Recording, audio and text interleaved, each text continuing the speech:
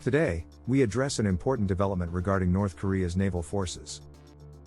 A failed launch of their second destroyer has significant implications. Understanding this update is crucial for international security and regional stability. It sheds light on North Korea's military capabilities and internal accountability.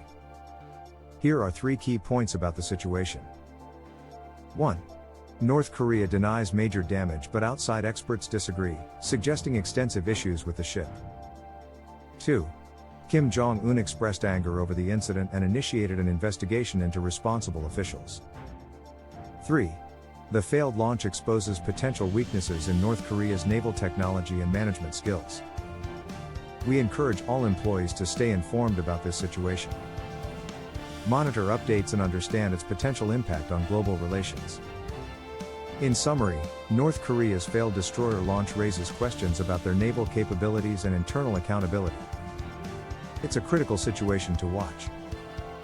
Let's reinforce our company values of diligence and integrity as we analyze global events together. Thank you for your attention.